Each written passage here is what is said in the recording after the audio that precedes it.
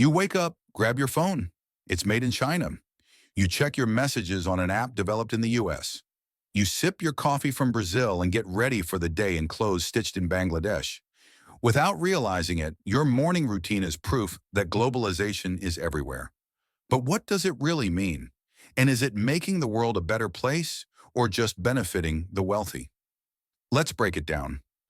Most people think globalization is a recent phenomenon, but in reality, it has been shaping human history for centuries.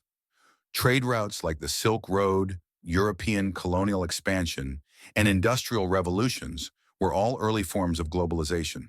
But in the late 20th century, things accelerated.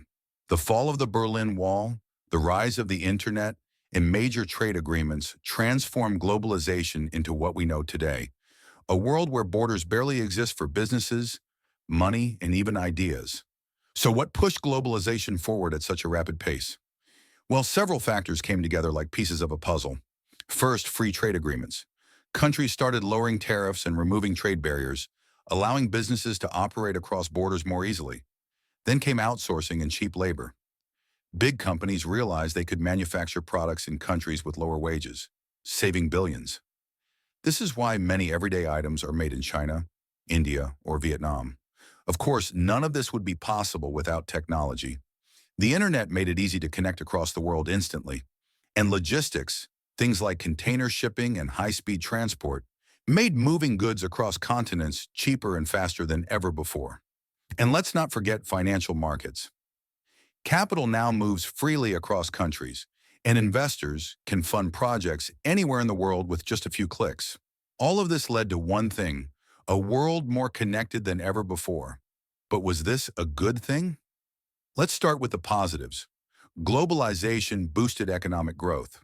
Countries like China and South Korea, once struggling, became economic giants thanks to open markets and international trade. It also made goods cheaper for consumers.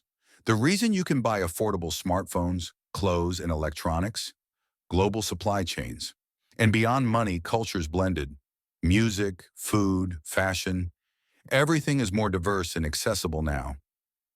Want to eat sushi in New York? No problem. Listen to K-pop in Europe? Easy. But there's another side. While corporations profited, many workers suffered. Jobs that once supported middle-class families in places like the US or UK disappeared. Outsourced to cheaper labor markets, income inequality skyrocketed. The rich got richer, while the working class in many developed nations struggled to keep up. And then there's the environment. Factories in developing countries often lack regulations, leading to pollution, deforestation, and climate concerns. So is globalization a success or a failure? Well, it depends on who you ask. Some economists argue that globalization lifts millions out of poverty, opening doors to better education and healthcare.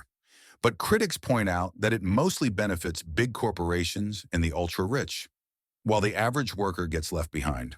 Joseph Stiglitz, a Nobel-winning economist, argues that globalization creates inequality and shifts power to the wealthiest nations and corporations. But Thomas Friedman, author of The World is Flat, sees it differently. He believes globalization is a force that spreads prosperity, democracy, and innovation. Who's right? Maybe both. Maybe neither. The truth is, globalization is complex, and the world might be shifting once again. In recent years, something interesting has happened.